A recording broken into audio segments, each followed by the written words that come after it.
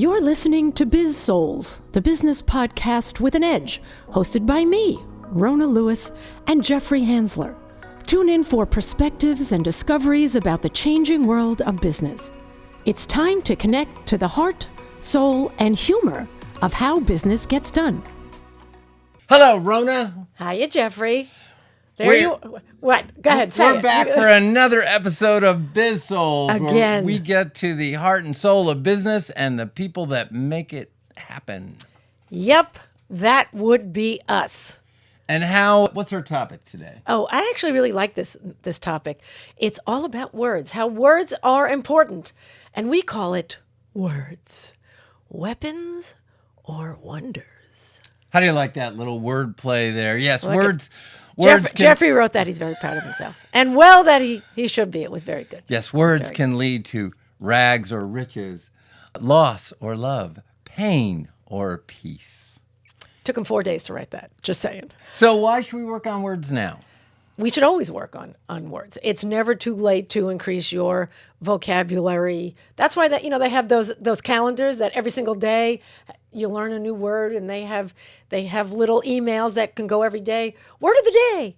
So yes, you can always expound upon your vocabulary. Well, that's great. That's great.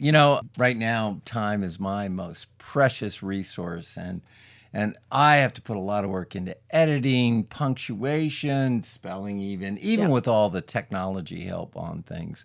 And it eats time. It eats precious time. It does. It does. And, I've always loved words. So what started off with you? Loving words. Yeah. With me? I mean, you're very good with words. You've got a great vocabulary.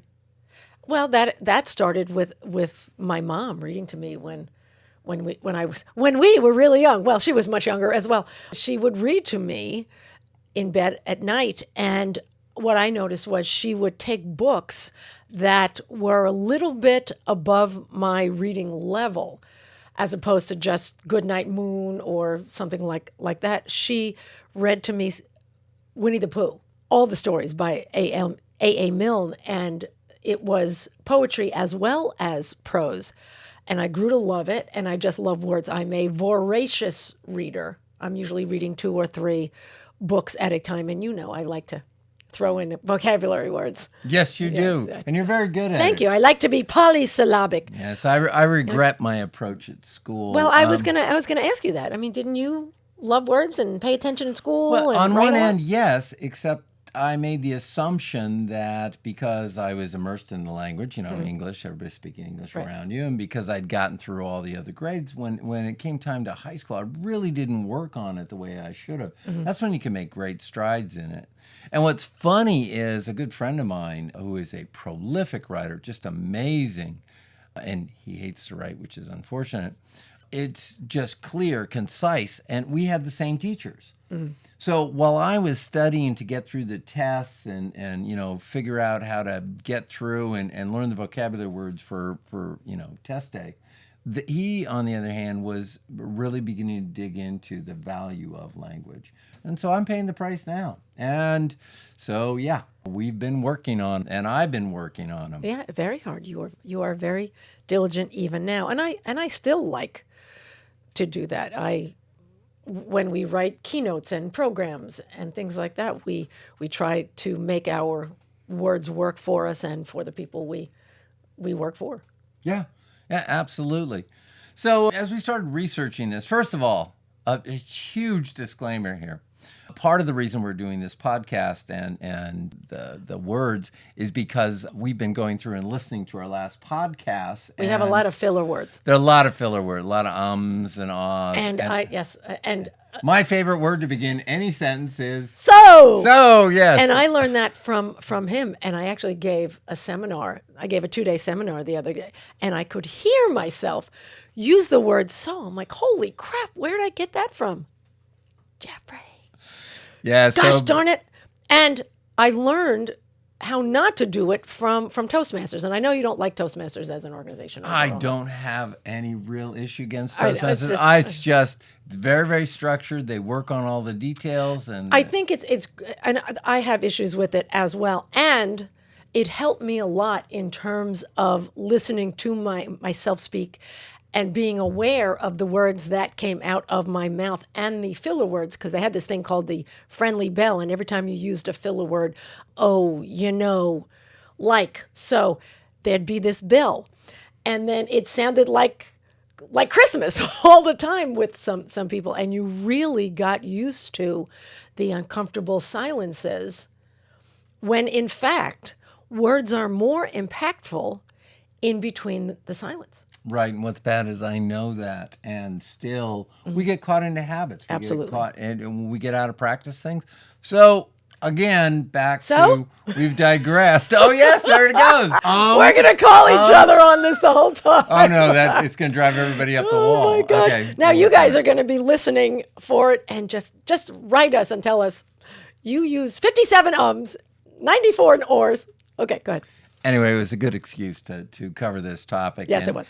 And we can barely scratch the surface on this. We're just trying to give you some perspectives that maybe you hadn't seen anywhere before, or some that had been put together in a different way than you've seen previously. And there we go. And you have a wonderful quote. I do. The pen is mightier than the sword. And so I looked that up. Where did that come from? Edward Bulwer Lytton, in his 1839 play, Cardinal Richelieu. Richelieu. Yes, well, It's okay. I'm having trouble with I English. took French. Yes, well, I took French too. Oh. Little side story.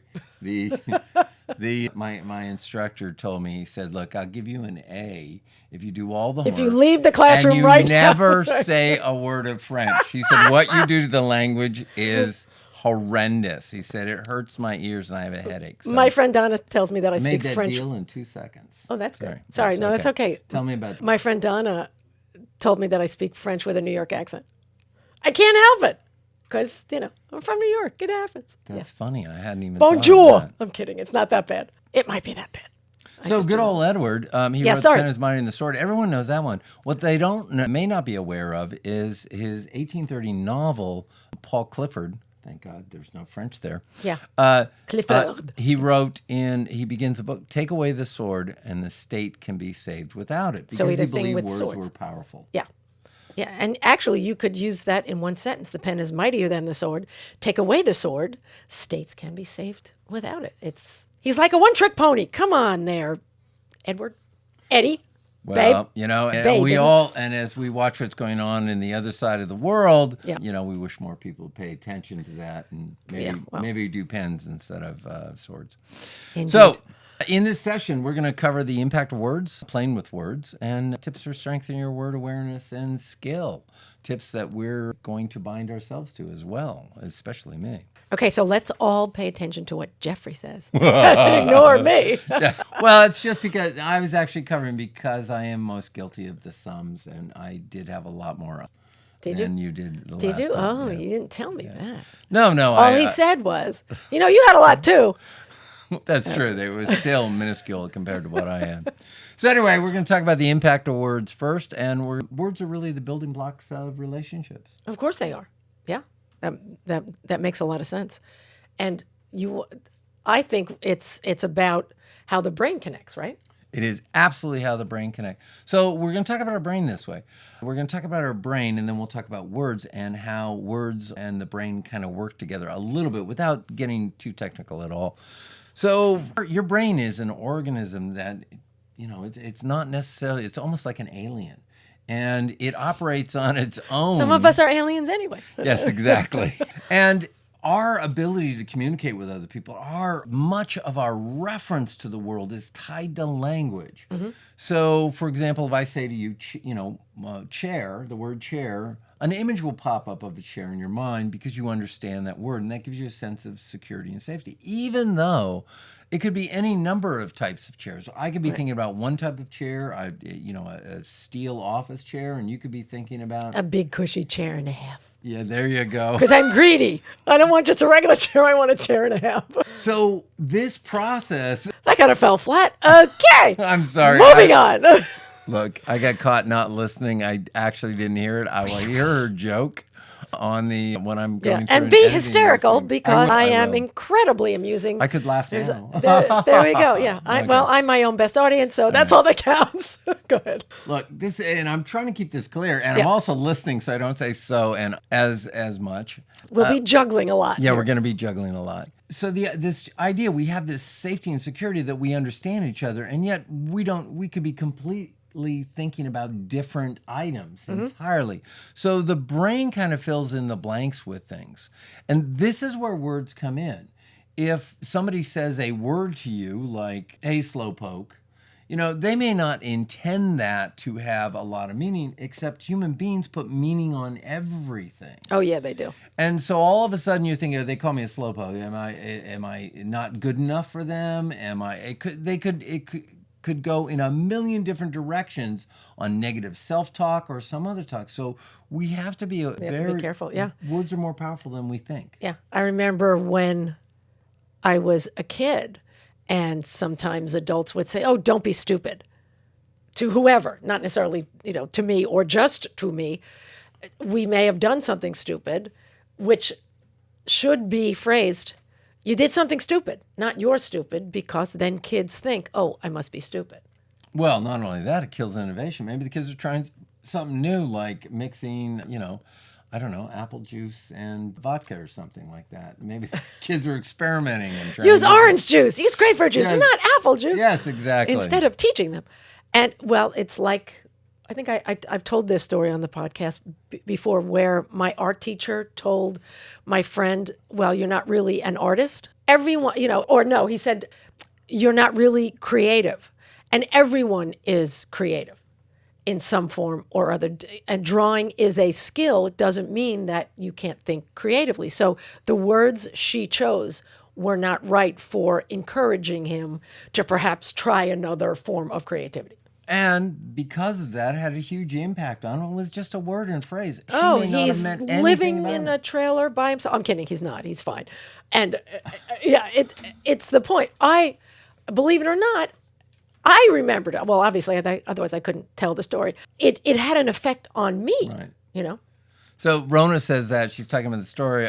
He's living by a trailer, and immediately I'm thinking of Chris Farley, Saturday Night Live, living down by the trailer. Yeah. Anyway, you know what I'm talking about. But I digress. Anyway. Okay. Well, He and digresses. that's what happens with words. They trigger memories and all do. kinds of things. Yeah. So here's a quick example. So let's say you and I go to Europe, and we can go to a castle, and Can we get gelato? Yeah, I'm sure we can get Okay, gelato. good. We can I'm probably good. get scones too. And, Oh, well, if we're in England, yes. yes, and then let's say one of Henry VIII's castles or something. I don't even know if he has his own castle. Let's go to an old castle in England Yeah. that perhaps Henry VIII visited. How Well, about and that? let's say there's a chair there, and Okay. this is a touch and feel museum, and you get to sit down in Henry VIII's chair. Yay. It's And probably then how do you incredibly feel? uncomfortable. If you sit down, let's say Very regal. Yeah, I'm sure it was designed to make him look regal and stuff. And then what if I told Probably you, taller okay, than everybody the else. last time he was on that chair, he and Anne Boleyn, just before he chopped her head off, had sex on that chair. I feel regal and uncomfortable. Yeah, I mean, it's just telling somebody a story and connecting words with it, a word, in terms of what they did or an activity, sitting on it, he may not have And cleaned. how? They don't look like very comfortable chairs. Yeah, and he may not have cleaned his bum, and I don't know. Oh, really? Let's not go there. Ew. Anyway. Ew. Okay. All right. So words. And- excuse me, getting all choked up here thinking about Henry VIII. Okay, it has an impact on our psyche. It has an impact on our self-image. Well, words, yeah, absolutely. It affects safety in the world. You can lose trust with someone with 2 words. I lied. Something Yeah. like that. And it also, we are our own worst enemy when it comes to self-image and what else? Oh, I said self-talk. Let me cut. Sorry about that. We'll take that out of the podcast, hopefully. And I didn't have any water up here for me. Terrible. So, and your self-talk. Who's the most dangerous person with self-talk? Oh, we are you gave it away. Oh, I'm sorry. Self-talk. Yeah. That's okay.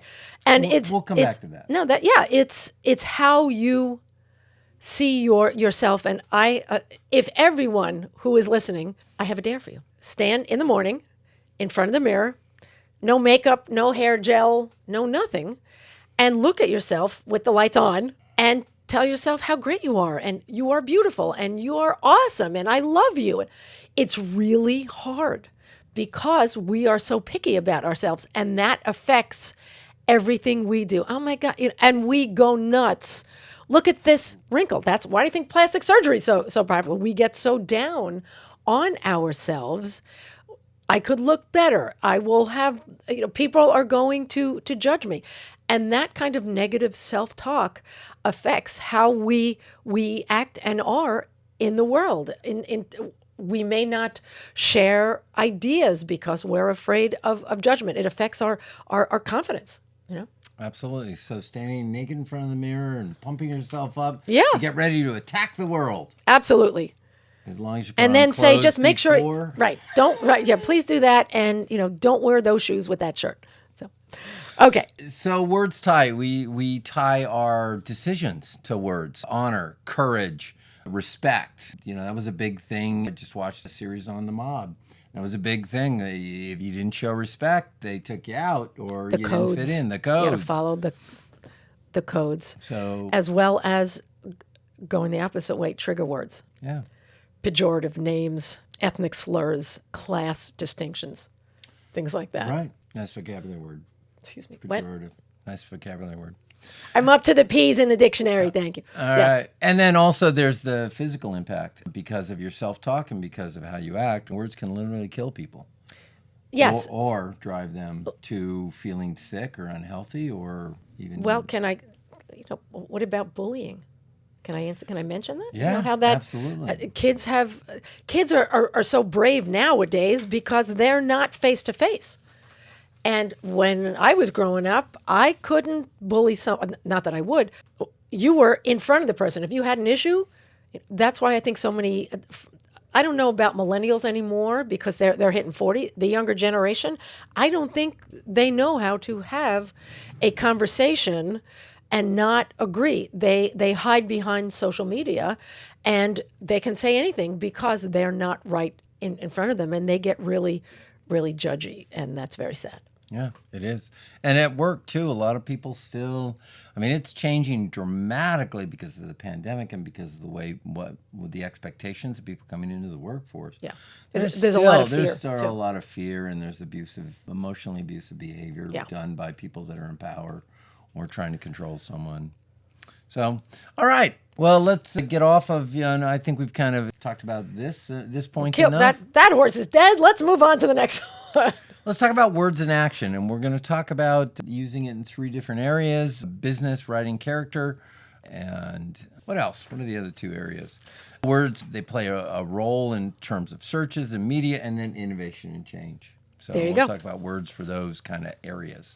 So, this is a business podcast in case right, that's where we are. So business, rats, I said so. Crap. Well, you caught it. I missed it. I did. I'm now listening to what I am saying, and I'm trying to make sense as I go As forward. long as you don't substitute the word crap instead of that, would be fine. I say crap a lot too. All right, we have some Stats. Yes, and you always have stats. You always have stats, and you're Jeffrey Stats. Just call him Jeffrey Stats. Go ahead. Part of this is I just like looking stuff up, and if we're going to dive into a subject, we might as well spend some time. He's a nerd at heart. Probably. Yes, definitely. Absolutely. So the average reading level in the United States is 7th to 9th grade. Which I did not know that. That's an astoundingly frightening fact. And I heard in the past that it was like 8th, which is dead in the middle. Yeah. So it's that range. Print media communicates at the 10th to 12th grade level, which really? I just don't see. I guess because they have technical information in that. That could be. And because everyone in 10th to 12th grade reads at a 7th to 9th grade level. So there you go. Solves both problems. That's perfect. Okay. There are tests, the Flesh reading level score. There's tests out there. How do you Online, know that? there's called the readability score. It's an assessment. People make up. I want to do that. I'm going to do that later. Readability-score.com. Yeah. All right. Yeah, and speaking Tell of us how you guys do. Readability-score.com. Okay. Yeah. There are fees with it. So Oh, we're not never promoting mind. them. We're not promoting them. It's not. Yeah, and there should be. It's if you want to dig into it, you could dig into it. I don't care that much. I know I Right. can. Okay. I could read good. Speaking. Goodly? I'm sorry. Thank you. Okay. I'm glad you I had corrected to that. correct myself there. Sorry. Anyway, we're losing me because I'm just digressing. I was trying to joke on well, and then I was going down a well, and that made me think. I Of something threw him. else. I threw him. He No, gets really. on a target. All right. You are good with We targets. were talking about online. Were we? Yes, online. It's more difficult online. Yes. And so the recommendation is keep sentences online to 8 to 12 words. I'm terrible at that. I've got to redo the whole website. I have seen articles where there's one sentence per paragraph, and it's harder to read. And in anything, why would you have a run-on sentence with 9 points with a comma or a semicolon or any of the other available punctuations that contribute to that? Just make short sentences. It's easier to understand. And sometimes I think when people want to act like they're the smartest person in the room, they feel like they need to be so polysyllabic that only a Harvard professor can understand them. And you want people to get the point quickly, and shorter sentences do that. Yeah, absolutely. Was that a run-on? Was that whole thing? That was good. That was really, really good. Yeah. I wish I remembered this. I used to know this from a long time ago. That there is somebody who wrote one sentence, and this single sentence covers like 36 different, or 26 or 36 different volumes. It goes on for pages and pages and volumes and volumes and volumes. It's amazing. That's talent. Yeah, well, yeah. And there's supposedly it's Yeah. somewhat readable. That's amazing. Obviously doesn't have a TV.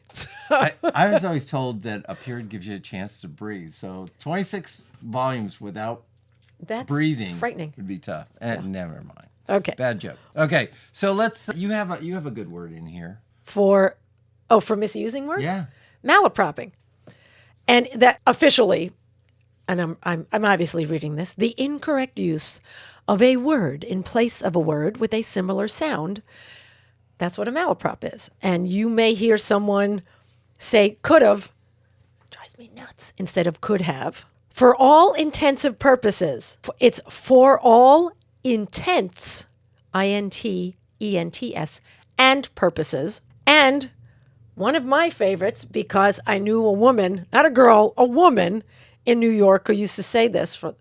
Instead of getting a mammogram, it was time for her yearly monogram. So obviously she has her initials tattooed on her boob. What does she do after? If you need one every year, I'd hate to see the difference. Okay. And then there's an awesome thing called an eggcorn. An eggcorn is a substitution of a word for a word that sounds similar, such as an eggcorn as opposed to an acorn. So I thought that was kind of cool. That's great. Look at me. I look stuff up. Okay. Yeah, no kidding. No kidding. That was a long look. Words make a difference in culture, and words make it. So if you're dealing with a different cultural group, That's a big or one. there's subcultures within companies, they have their own things. Some of them use a lot of acronyms. That's a big cultural way of making us clicky and separating us stuff. And acronyms are designed to speed things up. So you got to think about it. Okay, do I want to speed things up, or am I isolating ourselves from them because they're not in the in group and don't know about acronyms? That's true. These acronyms. Right. And then also your general impact at work. There are all kinds of things you do. Well, words are powerful. There's a difference between how we speak here in California and where I'm from, New York. Where, what? You're smiling. You're like, oh. I have a story. Your favorite group, Toastmasters. I had just joined here in LA. And I was at one of their first parties, maybe 2 or 3 weeks after I had joined. And a woman came up and said to me, you really have to be careful how you speak to people out here, because you don't want to hurt their feelings. Hurt their feelings? If I'm doing business, New Yorkers, we're not mean. We're very straightforward. People think we're mean. No, we just want you to get to the point. Don't save our feeling. Rip the Band-Aid off and get to the point.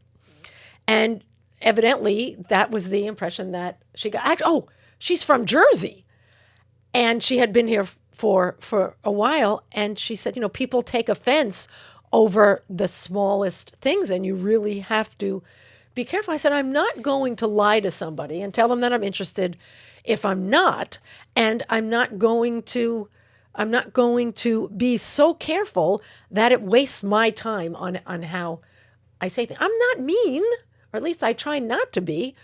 But if I'm not doing business with somebody because I don't want their product, I'm not going to sugarcoat it. Yeah, maybe she just said somebody gave her a complex about not being from New York, and this is her chance for a comeuppance, and she could then educate the New Yorker from a New Jerseyite, how to speak Californian. Maybe, and that I don't have an answer for that, and I was a little offended that she might think that I'm mean to people because I'm not. Trust me, her words hurt. I can be. Her words hurt. Her words hurt. And she actually happens to be a very good friend of mine now. I just saw her at the Natural Products Expo over the weekend, and she's a darling, darling woman. And I was like, wait a minute. So, yeah. Well, that's it. And words trigger emotions, and they bring up a lot of different stuff. Words also contribute to your character. Absolutely. So, for example, in Mel Brooks' Frankenstein, Young Frankenstein, Mm-hmm. when he was trying to get the monster to be loved by the people, they were doing the vaudeville act, Mm-hmm. and the monster could just, Yeah. So he couldn't That was really very speak. good. What did he do? Yeah. That was actually exactly how it sounded. If you haven't seen the movie, see it. It's wonderful. What was the song they were singing? Putting on the Ritz. Putting on the Ritz. Putting on the Ritz. That was it. Okay, so, and then finally, the monster was finally accepted when he got part of the brain, Mm-hmm. and he was able to speak with diction and clarity. So They were judging him. Yeah. how your word use does impact how people view you, whether they view you, and sometimes they'll judge you as non-educated because you make mistakes. And accents. Yeah, accents as well. Yeah. So it's big. And I want to talk about how sometimes we sugarcoat things by using euphemisms. Oh, yeah. I have a very dear friend. She also happens to be from Toastmasters. Not like all my friends are from Toastmasters. She just happens to be. And I'm going to use her name because I adore her. Her name's Dari. And she's a comedian. And her husband was my mentor. Came in second in the World Championships of speaking many years ago in Toastmasters. And he was phenomenal. And he unfortunately died. And she has, I'm paraphrasing because I can't remember it exactly, but she has this bit where she gets up on the stage and said, "My husband is dead." Wait, where'd she do the bit? At the funeral? She did it. No, she did it the first. That would have been good. It actually would have been really funny at Toastmasters first, and then she did it in clubs. So she did comedy. She did comedy. Okay. I said she was a comedian. Right. She is a comedian. And she just talked about, I didn't lose my husband. It's not like I'm in the vegetable department at the grocery store and I can't find him somewhere in the meat department. And he's not with us anymore. Well, then who is he with? Did he go off with another group of friends? And she went through 6 or 7 euphemisms for dead. It was hysterical. And we try to soften things because we don't want to hurt people's feelings. Allison, you were right. So one of the reasons, it's a great story. And one of the reasons this is important is because of all the changes, and people want you to be more aware of your impact on others. They want you to be able to appreciate different cultures, different ways of doing things, different ways of looking at life, and we're changing a lot of things that have never been questioned before. And because of that, there's going to be a balance between being direct and just getting to the point and trying not to offend somebody. And go ahead. No. It depends also on your personality. You have to actually pay attention to the type of person you're speaking with. If they are a forceful personality, in the disc format, if they're a D or an I, or they're what's the word that I'm thinking of? An A-type personality. They are very controlling. Bottom line, you're going to explain something differently than you would to somebody who's very detail oriented. So so I said that. These are all different things that you need to realize at work before you let her rip. Well, absolutely. And the idea is not to necessarily let her rip. That would be, that's Well, you know implying what I that, mean. yes, Yeah. I know what you mean. I know what you mean. See, words are important. They are important. They are important. In media's got to deal with this as well. Oh, yeah, and now words you're talking money. advertising and Yeah. taglines. This is your bailiwick. That it was. It's rules go out the window in advertising. If you notice, sometimes there's one or two words that go together. They purposely don't put sentences correctly, or they'll just use a word here or there because words are emotional and they want to elicit that emotion, whatever it is, besides the pictures of people living a normal life if they have certain diseases or whatever, or wearing white if it's a tampon commercial. There are words that elicit good feelings, safety, comfort, all those things. Oh, I don't always think visually. I didn't know that they would dress them in white was tampon commercial. That makes, oh yeah. Because you're not a girl. Yeah, I didn't even think of that. At least we don't think so yet. Right. Well, So, the jury's words. No, that's not true. That's not true. Sorry. You're just sensitive. That's That's thing. right. You are in touch with your feminine side. That's right. All right. And words, even for simple tasks, words play a role when we do searches online. Oh my gosh, now more than ever. There's sometimes you have to look. Like we were looking for a bandsaw, and what kept coming up was searches for bandsaws, and we weren't trying to find a bandsaw. We were trying to find a tool company that could do some bandsaw work for us, and they just wouldn't come up. And I had to quit. I had to keep switching the words around. So is there a band named Saw that plays alternative music or something like that? Bandsaw is. I know what it yes, is. Okay, great. All right, we got a little project going on. We got a project going on in the house, and we need a bandsaw. Yeah.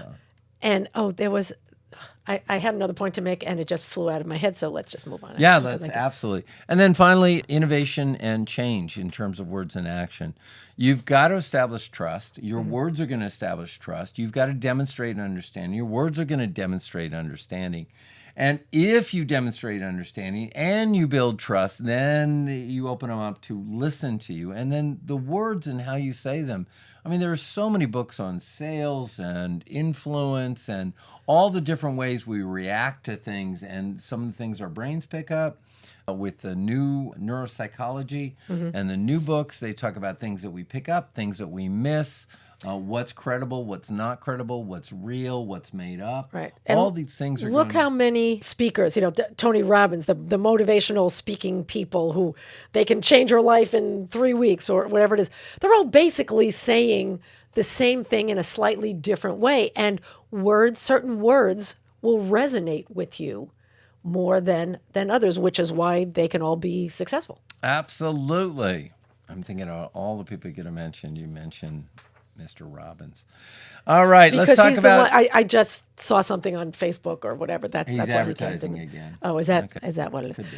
And there are certain ways people speak that appeal to others as well. For me, if you can banter, because if you haven't noticed on this podcast, or if you don't know me, if you do know me, banter is key in all my relationships. I really think it shows a quick and clever mind. And if you can keep up with me, awesome. Right, and at this point, probably everybody listening to the podcast knows you. So This is very true. We're hoping for a large crowd of people that have never dealt with the Rona bantering before, crowd. Yes, and they get introduced to your lovely self. Comedy was writing. that sarcasm? No. That was just, I don't know what it was. Comedy writing, word choice is key. That's right. And not only what you say when you say it, to have a good punchline, you've got to use the words in the right order. And there's a great book, Dreyer's English. It's by a copy editor. It's the head copy editor at Random House. And, I'm drawing a blank on his name right now, and the book isn't in front of me. a brilliant book on all the things that he sees and where we kind of get caught up in things. Like one of the things he says, you'd never end a sentence with a preposition. And he says that's ridiculous. There are times when it's much simpler, more easily structured. Where you at? There you go. There you go. Right. That just threw in there. And then metaphors and storytelling. All those are important tools for leaders to create innovation, to bring about change. And you've got to have a good understanding for the impact your words are going to have on the people around you. I want to bring up a point that's really important, because this is this is important in working with play for adults and teamwork, things like that. There's a lot of improv that's involved, and improv is all words, and that's where the banter and the quick thinking. And it's important how you support your scene partners in this, where you push them forward. So you need to have words that allow the other person to say words. For instance, yes and. That allows, you are not, anytime, you always want to encourage your partner, have their back, and allow them to come back to you. So I just wanted to throw that in there. By the way, you may have noticed, too, Rona catches herself every time she says but, and yes. she replaces the word with the word and. And why is that, Jeffrey? Because you're working on it, yes. because it's moving to agreement, yes. from one point of agreement to another point of agreement, Jeffrey which taught is me that. great. Jeffrey taught me that. Yes, we'll work on that some other time, too. I very rarely use the word but anymore. I've been using it more partly because the remodel actually is triggered. Like, we're always constantly looking for what could be done, what's wrong that we need to fix before we go to the next stage. And another thing that thinking, this is great, but anyway. Yes, and this is also something that Jeffrey told me. If you are good at active listening, which goes with this because you're listening to words, when someone gets emotional, they tend to use the word but more. Isn't that right? Yeah, they have a tendency to do that on a regular basis. Hence, the stress on the remodel, which is emotional. Yes, exactly. There's a lot that's going on in this house. So let's move into improving your communication. We have some tips. And suggestions. And some guidelines. They're not in all rules things necessarily. And these are called synonyms, which is also a type of word. Sorry, I'm just being Captain Obvious. All right, go ahead. Look, we've been talking about words and word choice. Words really, they're part of a sentence structure, and the idea. Really? Sorry. Well, they're part of a sentence structure, and the sentences are put together, our thoughts, to be effective and efficient at work, to be kind to other people, to help create innovation. And all these elements are working together. And one of the places to focus is just work on your vocabulary. That's one item. Work on getting rid of a language. Yeah, pick one thing, because we've been throwing a lot of things at you. And it can be overwhelming. It takes a lot to really concentrate and learn something from years of other habits. So yes, pick one thing and work on it for more than 3 weeks. It actually takes almost 6 weeks to get a habit going. Go right ahead. Sorry, I interrupted you. Well, one thing you could do with your writing, your emails or things like that, just get rid of, needless adjectives or adverbs, Truly, really? It's a there you go. But I'm bumped. Okay. That was very quick. Thank You're very good on this. It's that banter thing. I should do that more often. Mostly it's a dedication, though. You have to decide this is important and something you work on, and then you find a fun way of incorporating it. You can work on crossword puzzle. Or puddles. Speaking that's a mouthful. Let's go all the way back to the beginning. I love that. Puddle instead of puzzle. Go ahead. Scrabble. And the thing is, if he does have a martini, he actually speaks clearly. It's really frightening. Okay, go ahead. I actually have to listen to myself, whereas, anyway. Yes, he edits everything. The brain and the mouth don't always work together. How true that is. Okay. By the way. Yes. I did find words. There are a group of words that they did a study, less than 3% of all English speakers know. And so one of the words I picked out was brummagem. Brummagem? Broomgem. What is?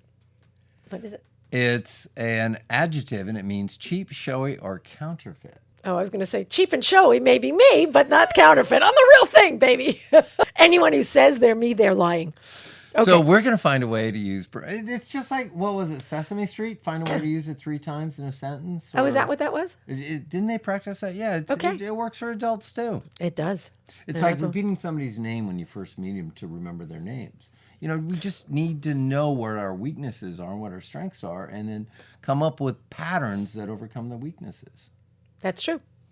That's true. And that could take a while. Active writing is important. Oh, writing. Yes, it's versus passive. Passive writing. Oh, that's big. I'm absolutely still working on it. I didn't even know that there was such a thing. Well, I should have, and I didn't. And I've got my good friend that I was talking about will often edit things for me. And when he first started editing, he says, you've got passive language all over the place. And he started creating it out, and he asked me to look for it. Well, we went through about a dozen different things, and finally he said, I'm not going to help you anymore because you're not improving. Mm-hmm. You don't even see it. So I wasn't aware of it, and I didn't see it as all. And he said, just type the word to be into your search, spine search, to be, and see how often it comes up. Sure enough, came up all over the place. And that was the trigger that made me aware of how often I was doing it. Just like when we were editing the last podcast. So all those things.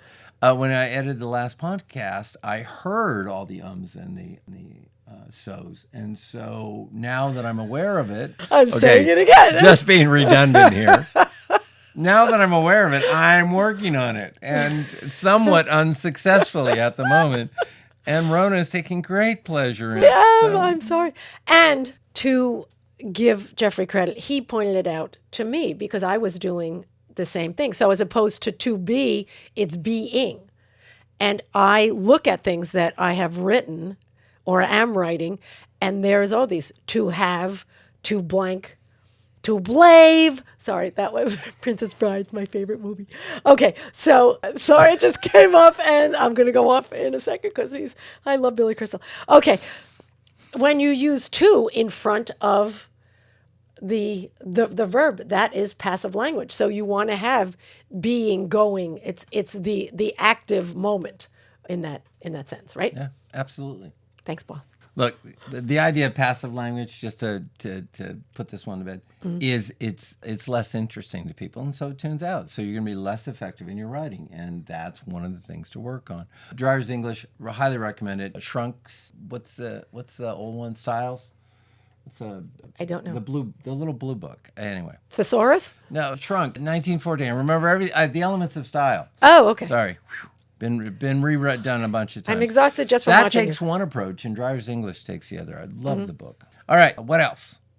Take a moment before speaking. That's obvious. And then, something that I never ever do. No, I have a tendency to be short on that one too. And part of it's time. Everybody's that way. We have a tendency to get in the habit of just trying to get through. What is it? Fast is slow and slow is fast. Slow is fast, yeah. So that's a good thing to remember as well. And then the other thing, finally, for communication, from my point is, excuse me, there was an there, is to watch people's expressions and see if it looks like you have clarity. And if you don't, ask. That was my point. Watch them to see if you've engaged them. And they're not falling asleep. Right. So. Right. Yeah, I get it. And my last thing that I really think helps a lot, and I brought it up at the beginning, Reading is fundamental. Where is that from? Was that Sesame Street? That's from an old book thing. I can't remember. I don't remember. Anyway, I think. And what I see these younger kids now, younger than millennials. I don't think millennials do it anymore. Graphic novels. They have their place. I'm not dissing graphic novels overall because I have an art background. I'm a creative. I enjoy them for what they are. Add to that, read books, articles, smart fiction, nonfiction, articles that have, multi-syllable words. Push yourself. So Batman graphic novels. Not so much. Crap, yeah. Boom. That's not going to work. Not so much. And, my favorite, perhaps start with my business crutch, Malcolm Gladwell. He's brilliant. And entertaining and shows the versatility of prose to make a point coming from a sideways viewpoint that no one's ever thought of.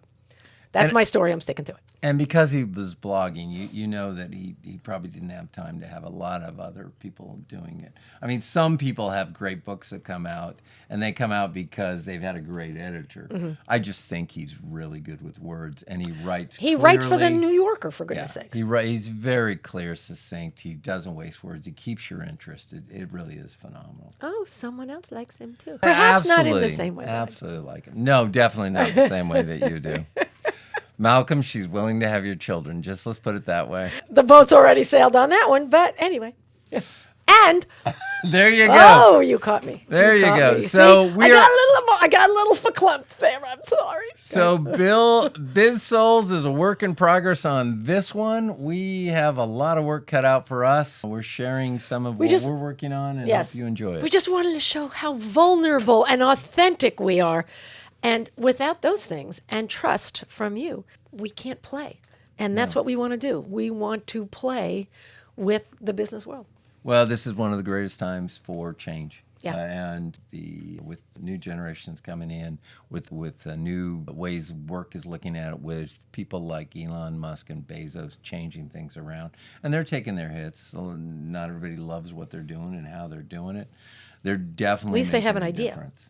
You know, Hey, the and thought they of are going for ordering something and having it the next day, I don't think anybody would conceive that. Well, nobody has any patience anymore. No, we don't. Which is why we don't breathe before we speak. And why we don't think of the words we use. And if we go down that road, that's just going down to being less effective, less efficient, needing more time. Anyway. That's our story. We're sticking to it. Thanks for listening. We will catch you next time. I'm Rona Lewis. I'm Jeffrey Hansen. And this has been Biz-Souls. We are available for keynotes, programs, all kinds of fun stuff. If you have questions, if you have comments, if you want us to discuss anything and brutalize it when we do it, let us know. I think that's it. We're out. We're out. See you later. See ya. You've been listening to the Biz-Souls podcast with your hosts, Rona Lewis and Jeffrey Hansler. Did you have fun? Subscribe, rate, and leave a review. It's very much appreciated. Talk to you next week.